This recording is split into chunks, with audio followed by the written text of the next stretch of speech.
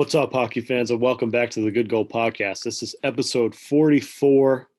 I'm Christian Brady in almost said Clemson, South Carolina, in Foxborough, Massachusetts. Across the country, 3 hours away, time traveling, is Matt Tiart in Tucson, Arizona. Matt, what's up? What up? Repping the Phoenix Suns because obviously the Caps suck. Yeah. It's sad that you almost said Clemson, South Carolina. Like, I'm never going to be there ever again. You get to go back there in the fall. I do. Yeah. Getting excited, too. Yeah. Shout out I'm still in a Marissa. mourning period, if you can't tell. The Bruins, sadly, were eliminated from the playoffs. I was actually at the Red Sox game watching it on my phone. Yeah, and birthday it was awful. gift for your dad, right? Yeah, that's right. Well, happy belated, Kevin. Yeah. It was shout awful. out GM of Tiger Vision, Marissa. She posted on her story, like, can't wait to go back to Clemson this fall.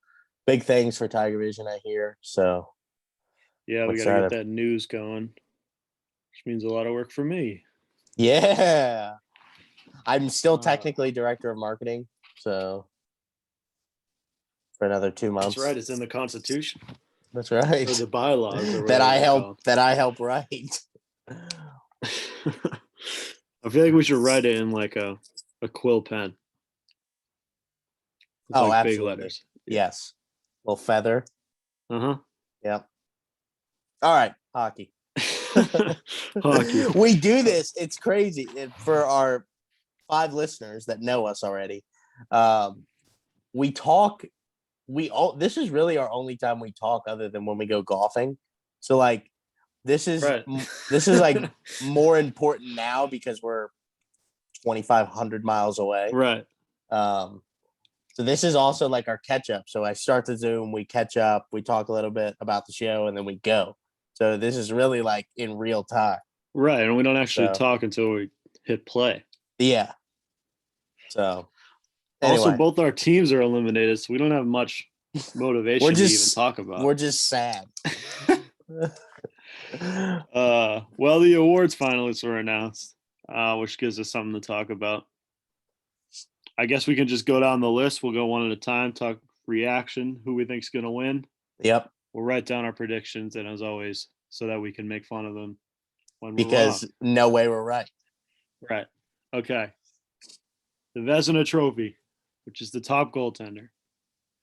The 3 nominees are Marc-Andre Fleury of the Golden Knights, Philip Grubauer of the Avalanche, and Andrei Vasilevsky. I think they got him right. I don't know if you asked a week ago, I think we would have said all 3 of these guys, and I think we did, actually. Yeah. It's got to go to Fleury, right? I mean, has to. The Avs won the President's Trophy not really because of Grubauer, because they put up 8 goals a freaking game when they won. But yeah.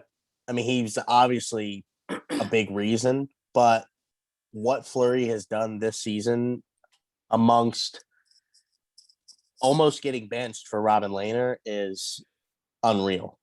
I mean, there's only one goalie on this list who even had to think about winning his job at the beginning of the year, and it was Fleury, and there was a real possibility of him not winning it. So yeah, and Vasilevsky, as we talked about last week, is the best goalie on this list, but he's not going to get it.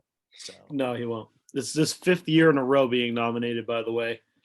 And I don't know how many years he's actually started. I think it can't be more than 6. Yeah. So that should just speak to, I mean, that's like, if this continues, that's like Wayne Gretzky type numbers, like 9 in a row. Hart trophies. Same type of thing for Vasilevsky. He's cementing himself as one of the best goalies to ever do it. Yeah, he already is. I mean, what the Lightning have done in the past 5-year stretch of like how many conference finals they've made, winning the cup last year. They don't. And we're going to talk about it. We're going to talk about it soon, Matt. But as it stands right now, I don't think you could convince me that they're not going to win it again. Yeah, they just look so incredible. And it's crazy to think that when I'm watching the Isles Bruins series, I'm like, well, good luck to congrats to whoever wins the series. You're gonna lose to the Lightning. Uh-huh. Like, Right. So Even anyway, I was thinking the same thing. Like in my head, I was like, I really want to win this series, and I don't want to think about what happens after because there's no team in the league other than the Knights who could even hold a candle to the Lightning right now. I thought Colorado matched up better to the Lightning, but Probably Fleury versus Vasilevsky. I mean, if that's our Cup final, we're in you're for a probably right, freaking and we're treat. gonna find out soon, which is going to be interesting because we saw what in Carolina what a defensive team tries to do to the Lightning and how it's just not going to work. Yeah. You have to score with them or else you're not going to win. It's the only way to do it. And oh, by the way, you got to beat the best goalie in the league. So yeah, I don't think that we'll talk about it later. But the Islanders, we're going to find out what the Lightning are made of when they play the Islanders because they're just going to tear through the best defense in the league. Yeah. So the last point I want to make is I'm really excited to potentially see two Vezina finalists face off in the Cup final. I don't think we've had that in a long time. Probably not. And them being the reason that their teams are there, like just to throw that in there. So we're just going to get a masterclass of goalies. Anyway, I think Fleury wins. Me too. And I hope he does too. I think he deserves it. All right, let's talk about the Ted Lindsay Award. And that's the MVP as voted by the players.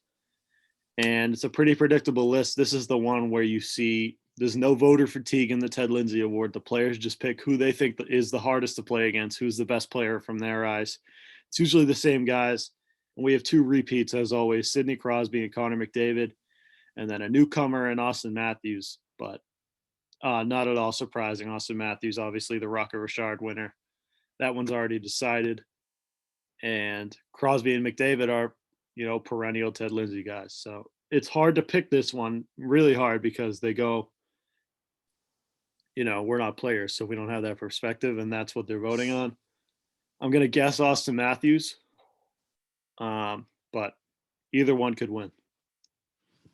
I want to throw an interesting point because only the North Division had to face off against 2 out of 3 of these guys. So how do people in the West Division vote?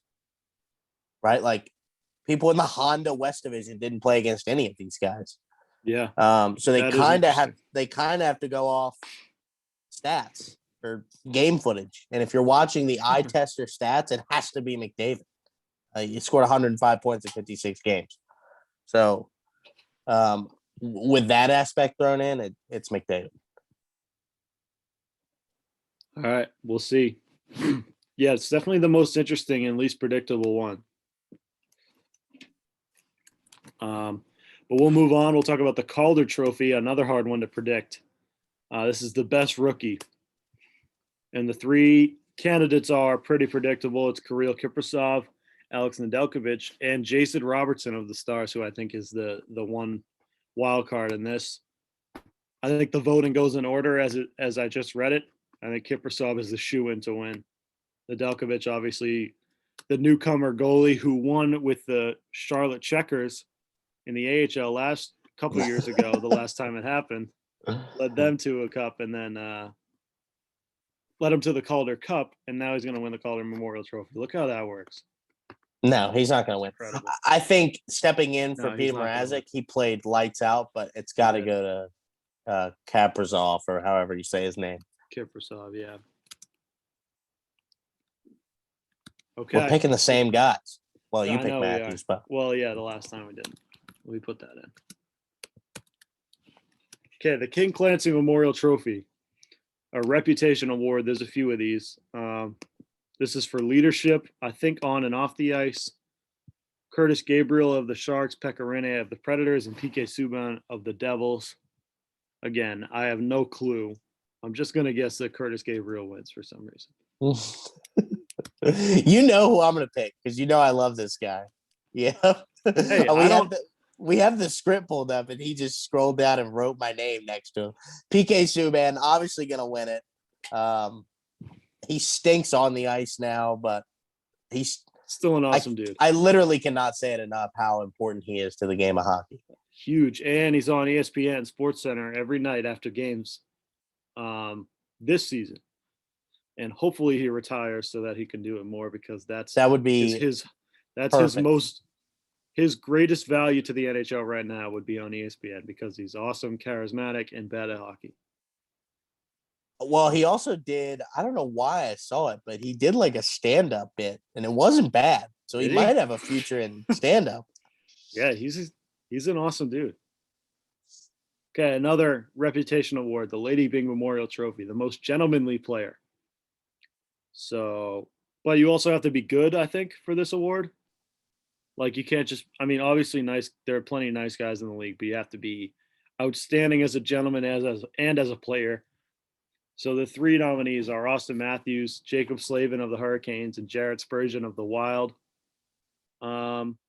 I think if Matthews doesn't win any of the other two that he's nominated for, he'll win this one. Yeah, I don't see. I agree with you. I don't see like Nick Ritchie or Nick Dowd winning this award. Exactly. Yeah, even though they're probably great guys. So I'm going to go with Matthews because this is going to be a consolation for not winning the Ted Lindsay. That's exactly what it is. He's not going to win the Hart or the Ted Lindsay, so he's going to win this, even though I picked him to win the Ted Lindsay. All right, the Frank J. Selke Trophy. If we're going to be honest, I can't even put into words how important he's going to be for the U.S. national team next February. So we're going to have to build him up this coming year and this fall. So give him all the awards, if I'm being honest. Agreed. There should be, I thought this is what you were going to say, but he's also so good for the game with his social media impact. He streams on Twitch over the off season, gets a ton of viewers there. Needs to shave his mustache. There should be. I'll let him slide. No, his mustache is part of that. It's gross. Yeah, it is bad, but it's good for the game because a lot of people make fun of it. There should be, you know how the PGA Tour added like a fund for players can get bonuses if they move the needle and like get interaction on social media. I think there should be like a good for the game award in the NHL. Like obviously the Lady Byng is not it, but I think they should add an award, maybe called the PK Subban Award, for someone who maybe isn't even good, but who gets a lot of eyes on the game. Yeah. Anyways, the Frank J. Selfie Trophy. Well, someone who's literally been in the league 8 minutes and has already made a huge impact is Cole Caulfield. Mm-hmm. So maybe that's like another aspect to that award that somehow you're creating. he did not start the playoffs on the roster, which is unbelievable because I think he has 3 goals since he started playing, and he also has more wins than Marner, Matthews, and Nylander combined. So in their careers, that's correct. Okay. The Frank J. Selke Trophy goes to the best defensive forward, best two-way forward. Patrice Bergeron has been nominated for the 10th year in a row. He's nominated with Mark Stone and Alexander Barkov. All deserving. I don't think there's any way Patrice wins it this year. I think it has to go to Mark Stone. I think he should have been obviously I'm not a player, so I can't say this, but I understand how he's not a Hart candidate because he didn't have the stats. But I think he was a good pick if you were to pick who's the best player in the NHL right now. I think that's a good sleeper. As far as impact to his team. 3 months ago, we were talking about Mark Stone winning the Hart. So, I agree with you. It's tough because McDavid is if he doesn't win the Hart, I never watch hockey again. And I said that last year about John Carlson not winning the Norris, which is still to me highway robbery. But I agree with you. I mean, what he's done for Vegas this year, him and Pacioretty and Fleury, those three, I mean, they're the reason they're in the quote unquote conference finals. So, I mean, the Selke Trophy is basically, to the layman, the most underrated player in the league. And I think that's a perfect for all three of these guys who their impact cannot be stated because it doesn't show up on the score sheet every night, but it's so hugely important. For people who watch basketball, it's the Kawhi Leonard Award. Right. Of hockey. Right. Yeah, exactly. That's Mark Stone wins. Yeah. Although it's pretty incredible that they should just change the name to the Patrice Bergeron Award because 10 years in a row, Crazy. Ridiculous. Crazy. But he's deserving of it. So yeah, it's fun to watch. And as a fan of the team who watches every game, you do notice it. But you can understand how. I mean, you're a huge hockey fan, and Bergeron is one of those guys where he's so underrated that at some point he's properly rated just because everyone keeps saying he's underrated. we do that with McDavid, but he's still right. underrated. So you at this point, every hockey fan knows his name. He's a household name in hockey families. But I mean, you can understand how it just doesn't, register with people until you see a stat like he's been nominated 10 years in a row. Although, at what point does he get hurt and plays 6 games a season and still nominated just because it's in those a 6 trend? games he was like a plus 11 or whatever. All right, the Masterton Memorial Trophy. There's 3 really good, nominees for this, but I think the winner is obvious. This is the Dedication to Hockey Award, but it's really the Comeback Player of the Year. Matt Dumba of the Wild, Oscar Lindblom of the Flyers, who obviously recovered from leukemia and came back in the bubble last year and then had a good year this year. And then Patrick Marleau of the Sharks, who came back from the grave basically and had a good year at San Jose. I think Oscar Lindblom is the clear winner. I'd bet my house. This is where we defer. And here's why. Okay. I love Oscar Lindblom. I love his story. He didn't win it last year because, and I'm blanking on his name. He played for Bobby Ryan. Yeah, Bobby Ryan and his battle with mental health and how he was open about it. And I was all for Bobby Ryan winning it. Oscar Lindblom, the reason he didn't win it is because he came back in the bubble. Remember last year? Right, and which is it's not a regular included in the season awards award. winning. Right. Yeah, so I think he's very deserving of it. But the reason I think it's going to Patrick Marleau is because he broke Gordie Howe's all-time game record this year. I mean, that is the epitome of dedication to hockey. That's true. He's played more regular season games than anyone in the history of ever. So I think it goes to Patrick Marleau. Yep, that's true. He'll live forever. They actually took his game used stick or skates or something from that game, put it in the Hall of Fame, and then gave Gordie Howe's family the stick that was in there to commemorate his win. Their family gave it to Patrick Marleau. So now he has Patrick Marleau's game used stick from his 2,154th game or whatever it is. So that was a cool gift on top of all the things that the Sharks got him for that. Wait, so and he deserves it. Patrick Marleau is in the Hall of Fame, and Patrick Marleau now has Gordie Howe's stick? Yes. The one that was in there commemorating his record for most games because they had to take it out to replace it with Marleau's, which I think is the perfect way to do that. Yeah, but if you're going to take it out, that's the perfect place for it to go. Is right on Patrick Marleau's mantle. I guess it makes sense because Gordie Howe literally has his name and everything he's ever done in hockey in that museum. Yes, exactly. So, yeah. That's insane. Imagine being Patrick Marleau. Like, that stick probably means way more than the record. Yeah. Yeah, that's incredible. All right. The James Norris Memorial Trophy. Boo! The best defenseman. I hate this award. Adam Fox of the Rangers. There was a big social media outcry to have him included, and I guess it worked because he did. Victor Hedman of the Lightning, I think that's his 3rd or 4th nomination, maybe even 5th. He's a perennial guy up there as well.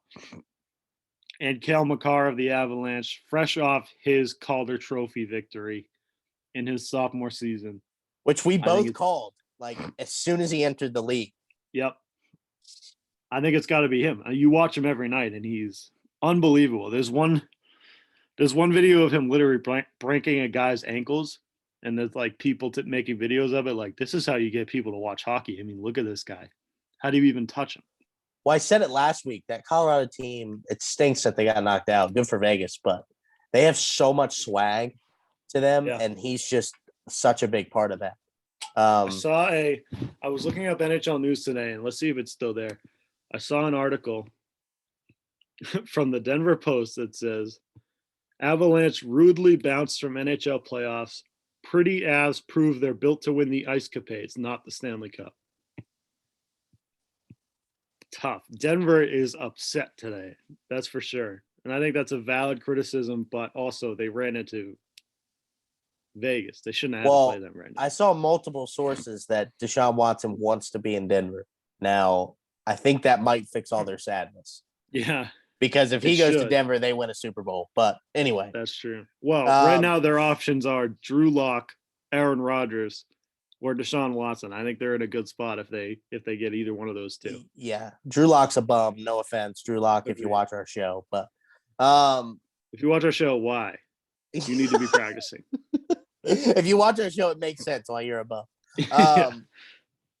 It should go to Hedman, but it's going to go to Cale Makar. So I'm gonna pick Cale Makar. Although Victor Hedman's the best defenseman in this league. But. Yes, it's like the Vasilevsky situation. Like he's the best defenseman on this list, but he didn't have a season like Cale Makar. I'm gonna go ahead and write the next one. This is the Hart Memorial Trophy for the MVP, as voted by the writers. Nathan MacKinnon, Austin Matthews, Connor McDavid. This is the list that you expect to have. Austin Matthews is the Rocket Richard winner. Nathan MacKinnon, second in points, arguably, up there with McDavid as. I think he's top 5 in points because Draisaitl was second in points. That's right. Draisaitl was second, and I think honestly Marchand was third. Marchand was third, like 28 behind McDavid. Well, McDavid scored like more than 100 points in 56 games. Unbelievable year with him, on pace for like 165 points. The best season we've ever seen in our lifetimes, I think. Connor McDavid is the shoo-in. I wish, and this stinks because, again, I said it last week, it makes so much sense, this comparison, that he's the Clayton Kershaw of hockey because he's going to win another MVP, another Hart Trophy, rightfully so. But if you include the playoffs in that, it goes to McKinnon because McKinnon had like 11 goals in 9 games in the playoffs. Whereas he always does. Yeah, whereas McDavid is a dud in the playoffs. McDavid, McKinnon has something like 80 points in 40 games in the playoffs. Yeah, it's unreal. He shows up every year, and the rest of his team the highlights of the game last night, and you're like, oh my God, he's just so good. His assist 23 seconds into the game. The fact that he found Devon Tays, he wasn't even looking at him, and he hit his tape. Right. The only one in the building who could have made a play like that, obviously. Yeah. All right. So it's going to McDavid, but I want to give McKinnon the credit he deserves. Props to Nathan MacKinnon. And obviously props to Austin Matthews for scoring the most goals, which is always hard. So good for him. Yeah. Jack Adams shave your Award. mustache. All right. Shave your mustache. Coach of the Year. Rod Brindamore of Carolina, Dean Evason of Minnesota, and Joel Quenneville of Florida. It's a hard one to pick. It really is. But I think it's Dean Evason, given the bounce back year that Minnesota had. They ran into, obviously, Vegas, who is now in the conference finals, but they gave him a really good series, a better series than Colorado gave them, it going to 7. So I think he deserves it. Yeah, so they're in the West with the new divisions. The Honda West division, you had the President's Trophy winning Colorado Avalanche, and Jared Bednar is not on this list. You have Vegas, who tied Colorado in points but lost on criteria, and their coach, Peter DeBoer, not on this list. So you go to the third guy in the toughest division in hockey this year, Dean Evason. It's got to go to him. I agree.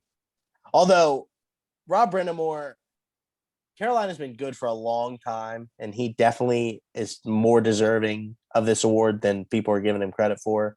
And same with Coach Q. He's kind of turned around Florida since he's gotten there. But everybody wrote off Minnesota. So yep, it's going to Dean Evason. I think you're right. All right, so that does it for awards. Obviously, we will update everyone when the awards are announced at the NHL Awards later this summer. A summer that will be very eventful for the NHL. It's a short summer because the season is going to start up again in November. We have a draft, which is extremely important this year more than others. because a new team will be in it, and then we have their expansion draft either before or after that. 2 days before. Obviously, it affects every team in the league except the best team in the league, the Vegas Golden Knights. Tell me how that makes any sense. If you don't know what I'm talking about, Vegas, because they just expanded into the league a couple of years ago, is exempted from the Seattle expansion draft, which I guess I get, but it's still stupid. When they made that decision, they didn't expect Vegas to be good. Yeah, they didn't expect Fleury to win the Vezina and them to possibly run into Tampa in the Cup final. And we were talking about, Matt, who do they protect? Leonard or Fleury? Good news, they don't have to protect. They don't have to, and they definitely protect Fleury. Yeah. All right, so round 3 is – well, actually, we'll talk about round 2 because round 3 is set. We'll go through each series quickly. Montreal swept Winnipeg after Winnipeg swept Edmonton. Canadian hockey is kind of pathetic, to be dead honest with you, at the moment. None of these – in a normal year, I don't think any of these teams make it past the first round unless they play each other. I think Montreal gets swept by Vegas. Damn. And thank you, Carey Price, for saving me, because 2 weeks ago when your dad was on the pod, I said Winnipeg was not capable of winning a cup, and then they swept Edmonton, and I was like, oh, damn, they're definitely capable. And then Montreal said, Matt, I got you. They're not even going to win a single game. I absolutely agree with you. Canadian hockey is pathetic right now. If any Canadians are watching, are bad. We'll find out next February when USA wins the gold. Yeah, so, right. Yeah, and when we talk about the matchup next round, I'll go into it. But Montreal did look damn good against Winnipeg, though. But as we said, Canadian hockey's not top tier like Colorado, Vegas, or Tampa, Carolina. So, yep, yeah, they're gonna have a tough time with Vegas for sure, and Vegas is not gonna have a tough time with them. But let's talk about Vegas, who was the last team to finish out their series. They beat Colorado in 6 games after being down 2-0. They won 4 straight games and honestly dominated game 2, should have won it. This series wasn't even close after game 2. But every game was fun to watch. I should say it that way. But Vegas was just a better team from front to back. Oh, you had a feeling that Vegas was just going to win every game, even when they were down 2, like in game 5. Yeah, it stinks. Like, I know Denver's pissed. Like, the city of Denver's pissed. I know Nathan McKinnon's pissed because he said last night that he's been in the league 9 years. He's got nothing to show for it. We were talking before the pod. It kind of feels like the Caps when they just couldn't win a cup. Like, they're there. They have all the pieces. What do you change? Yeah. So I don't know. I don't know what Colorado does from here, but shout out to Vegas. It's probably that you have to get bigger on the back end because the Vegas forwards are just huge. They forecheck well, and you need. I mean, they got Devontae's in the offseason. Yeah. They extended Ryan Graves. Like they worked on their blue line. Right. The interesting part of this whole series is that Leno started game 1 and it was a joke. So essentially Vegas won 4 out of 5, if you think about it. So, I mean, Fleury's pretty much the reason they won the series. So agreed. And if he doesn't play every game of the next 2 series, I don't understand. If they start Leno game 1, I'm not watching hockey anymore. Yeah. Yeah, that still doesn't make any sense to me, even though it didn't end up hurting them. But it could have. They were down 2-0. Yeah, it could have. Anyways, all right, moving on to Carolina versus Tampa. Tampa wins all 3 road games, wins the series in 5 after dropping game 3 at home. They just rolled Carolina, who was the best team in that division all year. So it just goes to show how much Kucherov and Stamkos make a difference, who joined the team in game 1 of the first series. It's just hard to beat them. They have everything. Yeah, no comment. You said it. Tampa's just, on paper, they're the best team in hockey. I said that all last year. They ended up winning the cup. On paper, they're $18 million over cap. Dougie Hamilton's pissed about it, but those are the rules. Yeah. I mean, I told Nick last night, I said, if the Caps can make the playoffs without Ovechkin and Justin Schultz and Carlson off our books, let's do it. Because that's like 18 million right there. Right. So I wonder if this opens a can of worms, but anyway. Yeah. I think the answer is no, because they're the only team who has that luxury. Yeah, but I don't know know if there's any other team that can make the playoffs without their best player. Also, it has to line up perfectly where the guy actually gets hurt. Like I think this is a once in no, I know, but blue I'm moon saying type of thing. If his injury is his timetable is 2 to 3 months, and you're 5 months from the playoffs, Yeah. do you say like, then you have to think, dude, we need you to sit because you're costing us $9 million. We'll see. Definitely something to think about. Okay, in the last series, the Bruins versus Islanders. The Bruins took a 2-1 lead in the series, but the Islanders win 3 in a row after that, win the series 4-2 in 6 games. They, I will say, are extremely hard to play against in general, but especially at home. At the Coliseum, they look unbeatable.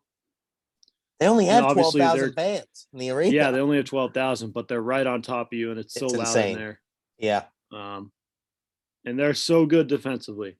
It's crazy. I mean, it was hard playing against the Capitals because you can't get entry. The Capitals are very good in the neutral zone, but then the Islanders are good in the neutral zone, and then you gain entry, and you're like, okay, we did it. And then all the layers come back somehow. It doesn't make any sense how they do it, but they pick up every single trailer. I would say their only weakness right now is the kill, which is tough because Tampa has the best power play in hockey. But I don't know. As a Bruins fan watching the Islanders, every night it just seems like you're going to beat them because you have the puck the entire game and then you can't win. And you don't really know how. And you don't know why you lost. It just happens. Yeah. If they have to go on the penalty kill, good luck. Because I saw a stat that said, and this really has nothing to do with it, but Braden Point, going back to last year in the last like 21 games, he has like 34 points and he's like plus 21. So that obviously plus minus doesn't count on the power play, but like throwing that in, you're probably already going to be down by the time you give up a penalty. Yeah. So, yeah. But if any team can shut down that high flying offense, it's the Isles. Right, which is what makes this an interesting series because the Islanders do not trade chances like Tampa does. Tampa's willing to run and gun because they can go back and forth. They're going to score 5 goals if you play like that. And Vasilevsky's just going to make the saves, even if it's on 2-on-1s. He's just going to do it. They're willing to give up a 2-on-1 because Vasilevsky's the best goalie in hockey. So, yeah. So they'll do that to you. And New York is the opposite. They want to get a power play, score, lock it in, and win 3-1, 3-2. I made this comparison a couple weeks ago. It's like parking the bus in soccer. Like they essentially have so many guys back, and then they'll dump the puck, and then Bavillier's on a breakaway somehow. Like they have 4 guys back, but they're getting odd man rushes. They're getting breakaways. I know. You don't know where it comes from. Their forwards are so fast, and their defensemen are so big. They're so hard to play against. And every single one of them is committed to playing good defensive hockey. This is the most Barry Trotz team there ever was. And Varlamov is 98, but still playing like right now. Yeah, he's on top of his game right now. He looks great. So again, it's going to be super interesting because I think my gut feeling is even if the Islanders get their way and they, play in their own zone, but they're not giving up chances, the Tampa's offense is just too good. They're still going to score goals. All right. So since we've talked about this series, who you got? I think it's got to be Tampa. Last year they won in 5 games. In 6 games. I think this year they're going to win in 5.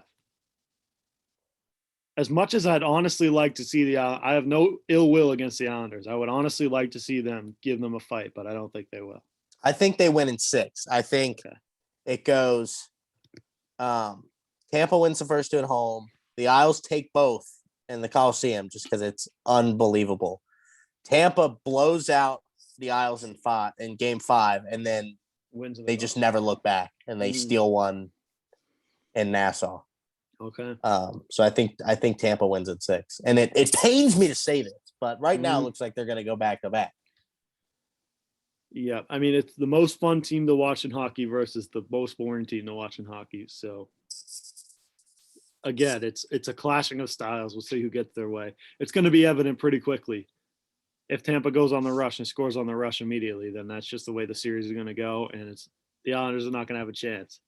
If in game 1, the first period ends like 0-0, like it did in Minnesota and Vegas, which is actually a very good comparison because they're similar styles.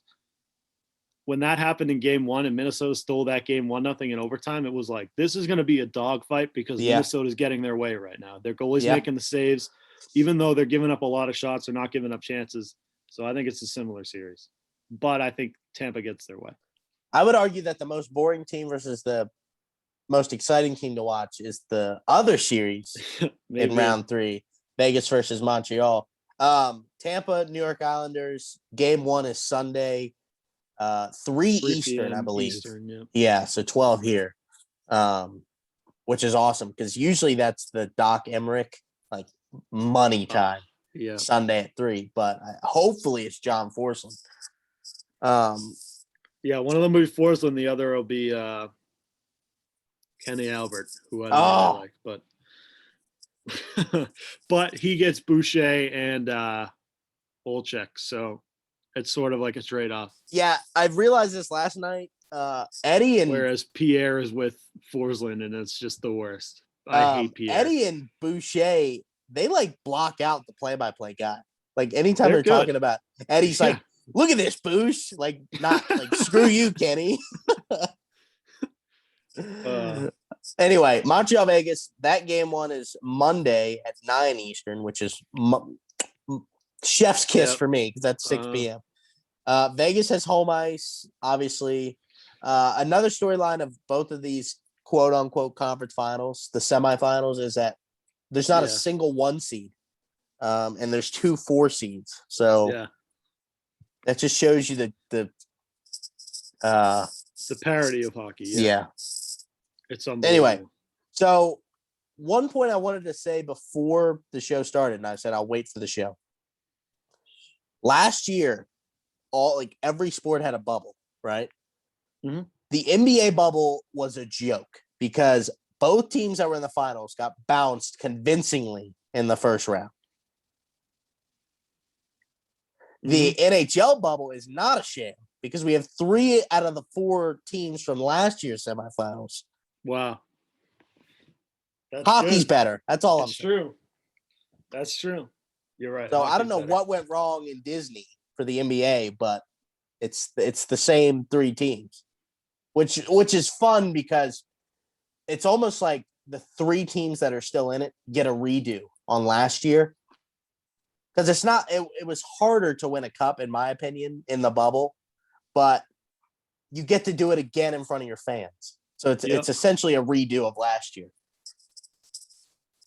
So anyway, Vegas, home ice, 3rd conference final in 4 years. What the hell is going on with this organization? George McPhee, the old GM from the Caps. I love McClellan, but I mean, good for him. Because we talked about it before. Yeah, he deserves They caught props. lightning in a bottle their first year, and everyone thinks they drafted an all-star team when their best player was William Karlsson, who had like 4 goals the year before. But they've done a really good job, their front office especially, of just continuing that success, grabbing players that they need versus what they want. Going with Fleury, obviously DeBoer sometimes tries to mess that up. They canned Gerard Gallant mid-season when they were gonna make the playoffs. Repeated DeBoer. We thought they were insane, and obviously it's worked out. So, but the storyline of this series for me: Price, Fleury. Yep, you're right. But I think it. All right, so let's get our predictions for this series then. Actually, we haven't heard what you. No, yeah, you did say you said in 6 in the other series. So I'll let you start for this one.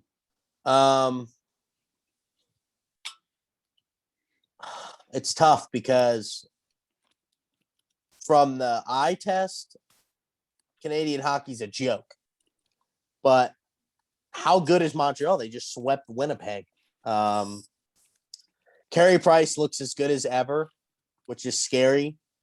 Mm-hmm. I'm going to go Vegas in 6. Okay. It's hard. I want to say a sweep, honestly, in both of these series. I mean, it's the same thing in both series. The matchup styles are identical. Uh-huh. So it is interesting that way. So you got to go with the more. I'm going to say Vegas. Team. I'm going to go Vegas in 4. They're going to sweep. Yep. I want to say that for both, honestly. You got to think the Isles still won at home, at least. Okay. But whereas Montreal, they have 37 fans? Yeah, the Bell Center is not the same right now. So it's hard to pick them to win at home right now. Part of me wishes they had to do that contingency plan, which was go to another city like Arizona and play there. Because then at least we could get some fans in the building, even though they probably wouldn't be Habs fans. Well, Montreal had fans in their last series. They had like one section full. Yeah, right. Anyone who was vaccinated could go. So if you're Canadian, get your vaccination now, especially if you're in Quebec. Yeah. And then go to the game. Yeah, Montreal hadn't been in the final since 93, so which they won. Yeah. Patrick won. And that was the last time a Canadian team has been in the finals, right? Vancouver in 11. No, obviously. And I thought about that series a lot when I was watching the Isles Bruins, and here's why. And tell me if I'm crazy. I'm like a conspiracy guy. In 2011, when the Bruins played Vancouver, every game that Vancouver won, because it went 7, right? Vancouver would win really close overtime games. And then when the Bruins won, it was like 6-2. Right. That's how I felt with the Isles series. Yeah. Like, even when the Bruins were ahead, the Isles weren't out of it. But if the roles were reversed when the Isles were ahead, I felt like the Bruins, they weren't going to find a way to come back. Yeah, that's exactly how they play. The Bruins, when they were losing, would have the puck the entire game and not have a shot on net or not have a scoring chance. It was just so frustrating to watch. So I honestly hope they do that to Tampa. I hope Tampa fans know what it's like to play against the Islanders. Because I don't think they got the full effect last year when they didn't have their fans. And they also didn't get to play them at all this year. No. Right. That too. But Trotz knows how to beat Tampa because Tampa was a juggernaut and the Caps beat him in 18. That's something that that's something we've talked about all year that we haven't mentioned yet in this show. This is the first time that any team is going to play a team that they have not played in the regular season. And that's why I think Vegas is just going to destroy Montreal. Me too. Well, that made for good series in the first 2 because there was no feeling out process. Like, as soon as the series started, it was like, go, because both teams knew exactly what they were getting. So maybe a couple low-scoring games in the first 2 games of this series, although I don't know. It really is hard to know how much. I know. Right. But they're playing teams that could hold them. I don't know, dude. It's going to be insane. We'll see. Carey Price needs to have the series of his life for Montreal to win more than 2 games. He's a guy I want to win the cup. I think out of the remaining 4 teams, I want Montreal to win it just so Carey Price can get that off his shoulders. It just seems like he's going to be a Charles Barkley. Just that first ballot, one of the best of all time, who never even really sniffed a cup. Well, easy on my sons here. Went to the finals in '93. Barkley did sniff a cup. He sniffed a finals. Although MJ took it personally that he won the MVP. So. That's right. That's right. Well, all right, that's all I got. Take it personally that he's not a Vezina finalist. Yeah, hopefully. We're gonna get a Montreal last dance. These are gonna be fun. These are gonna be a lot of fun. Yeah, we'll try to get back. I think we're gonna wait until these series are over, and then we'll talk about the Stanley Cup final because we were trying to time it perfectly to how rounds were ending. This will be easier unless This one came well, yeah. I mean, they should hopefully. I'm expecting them to finish in the same time period, which is a sweep. Right, which is by the end of next week. All right. Episode 44 in the books. Go Suns. Yeah, go Suns, actually, because I hate every NBA team. So I'll support you and say go Suns. Well, if we face Brooklyn, I'm going to have a hard time because I really want Nash to get a title, but Well, you can't wear that jersey then. I can wear this one. Oh, is that a Booker? That's Booker. Who's it? Yeah. Devin Booker. I got Booker, and then I got CP3, the Valley jersey, which is might be my favorite jersey in sports. That's the best. Well, that and the Utah Jazz jersey with the colors, that's a sick jersey. I like that jersey, but we're probably gonna have to play them. So screw Utah. Right. And then I have my Steve Nash like OG with the sun. The basketball is the sun. Yeah, that's the one I was thinking of. So, but we'll try to beat Brooklyn for you because they dogged. God, I hate Brooklyn. Yeah, they did. They domed them. We need to do a beer money soon so we can talk about other sports. But talk some basketball. Yeah. Well, we could talk about the TikTok fights that happened last night. I don't know if you saw those, but for whatever reason, every single influencer on the internet wants to box now. Well, which is fine by me because I want to see them all get their faces kicked in. Logan made $20 million to hug Floyd Mayweather for 8 rounds. So. Honestly, good for him. He literally just robbed the bank in front of all our eyes. Well, Floyd Mayweather said in his post-fight press conference, he said, when it comes to legalized bank robbery, I'm the best ever. He made $120 million to fight a YouTuber. Yeah, and he got hit once. It was the easiest money he's ever made. If he got paid $30, it would have been worth it. He got that McGregor fight he made $300 million. Yeah, he actually got stung in that fight though. That uppercut was mean. Yeah. I hope Tyron Woodley sleeps Jake Paul, which he might. Me too. He's a world champ. Imagine how good that would be. Imagine how good that would be. Beer money. We'll get one soon. Nick, stop bugging me about it. We'll catch y'all later. See ya. Peace.